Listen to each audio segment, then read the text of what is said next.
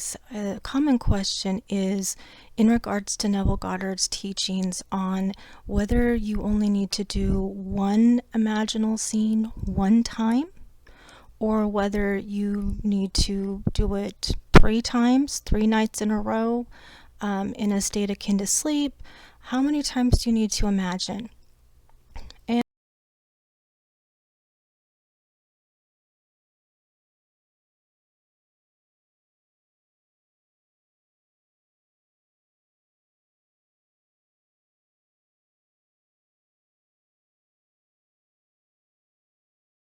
And it can be confusing because you need to understand that there are different versions of Neville. There's a lot of lectures where he'll say something that may even seem in contradiction to other things he said. So yeah, there are lectures where he said you only need to imagine one time. He did say that. But then there's other lectures where he talked about 3 times, and then other lectures where he talked about persisting and wearing the state like a coat. And if you read my book, You Are in Barbados, I go through his very first big manifestation of his trip to home in Barbados. You know, he was really poor, dressed in rags, lived in a basement that was rat infested. It was the Depression. Abdullah was feeding him. He had no money. He wanted to go home. So Abdullah helped him manifest this trip home that was this miraculous trip. And if you look at that example, now when I did that, I lined up multiple lectures because he talked about this experience in several lectures, and they don't all line up chronologically because of his memory. I'm not gonna, some people get really critical, and I think that some of his discrepancies are really just normal memory lapse issues. I don't think he was lying. I think that for myself, I have time blindness, and I have difficulty gauging whether something was weeks or months or when something happened. And then at other times, because I'm autistic, there are things from my childhood that I will know details that just astounds family members. Like, how did you remember that? And it's, well, I have a very different memory. And I think Neville had some memory issues there. So I don't think he was lying, but just letting you know there are some seeming contradictions as far as the timeline, when his parents came, when he had the longing to go back home to Barbados.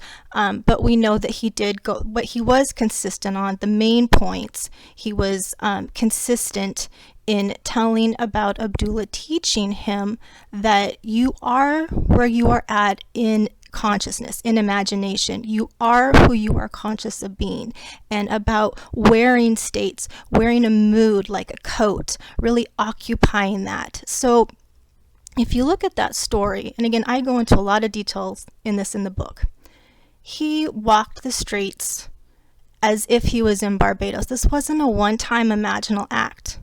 Okay, he imagined with all of his senses. He persisted in this. So he used all of his senses, his sense of smell, his sense of hearing, his sense of sight, his sense of touch, his sense, all of that. Okay, there's way more than 5, obviously, but as much as he could, he evoked sensory vividness. So he would hear the sounds he would normally hear back home in Barbados. He would tune out the sounds around him in New York. He would smell the home cooking, all those things, okay? It wasn't a one-time imaginal act. Now, have I personally manifested things from just one time, one imaginal act? Yes, I have. But there's also been times where I had to persist and where I did replay the scene. I did, it's not,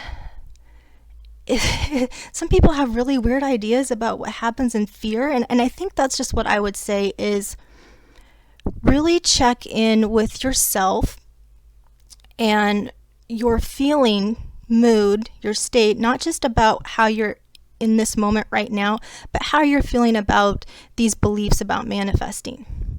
And if you're afraid if you don't do this right, that you're not going to get your manifestation, then you're operating from a place of fear and limiting belief. Don't take on other teachers' limiting beliefs. So if somebody says, oh, you have to do it this way, this is the only correct way to do it, I would tune them out, because that's their experience. That is their personalized experience, and everything we experience in our reality is a constant projection of the contents of our own mind. It's the arrangement of, Abdullah called it the arrangement of his own mind. Okay, that's the cause of everything in your 3D. Now, obviously not intentional. You can see the puppy behind me. I have company while I'm doing this.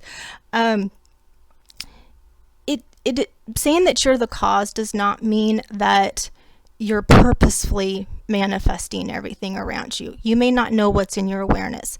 But my point in saying all that is that your experiences, they're based on your beliefs, your assumptions, even your beliefs about manifesting, your thoughts, your memories, your prior programming, all of that. So it's very, very possible for something to work for me, one time even. There have been times when I've had to keep re-experiencing it. And what comes to me when I do that is a verse when Jesus is talking about, churches use it today for communion, but he's saying, as often as you drink this cup and eat this bread, you do show the Lord's death till he comes. Now, we know the Lord is imagination, and we know that when we're imagining and we're shifting states, okay, a state is a mood.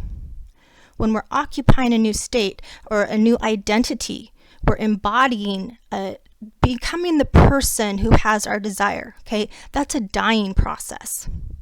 You're dying to your old self. Now, not always. There are some desires, like there are some things I've manifested where all I needed to do was just remember who I am. I'm God in my reality. Claim it. You know, this is my birthright. I know this desire is mine. Imagine having it, giving it to myself, receiving it, and moving on with my day. That works too. That's why it's not a one size fits all. All you need to do is this, or else you're doing it wrong type thing. Okay. There are times when you are completely shifting to a new identity, to a new concept of self, and it's unknown, it's foreign, it's something you haven't experienced before. So that takes some embodying, that takes some shifting, that takes some really experiencing it in imagination first and allowing yourself to know through experience, through your senses, this is who you are now. And that's okay. I say, this from more of a feminine energy perspective, you know, not the masculine one and done, planting the seed, as Neville always called it. Well, he's a man, so that's his experience. He comes from a more masculine planting the seed perspective. I'm more feminine, so I'm going to be talking more from a receptive perspective. Okay? And just saying that it's okay to experience something multiple times. You're not going to ruin your manifestation. The point is, in all of it, whether it's one time, whether it's a couple times, the point is knowing, and in Greek, to know means to experience. It's knowing you are the person who has your desire. So if that takes you one time, 2 times, 3 times, it doesn't matter how many times. Okay, imagine it until it becomes real to you. You can, and then you assume it. You can use affirmations. And yes, I'm going to correct something else too. Neville did teach affirmations. He actually taught repetitive affirmations. I have a book about it coming out soon about what he called effective repetitive affirmations. So, but again, everybody's going to come across different things that he said based on where you're at in life, based off of your state, based off of just where you're at in consciousness. Okay, you're gonna see different things, so we're not always gonna agree. But I just wanted to share that so that no one's feeling limited, and also feel free to discuss this too. Okay, I would like to hear any other questions you have about this.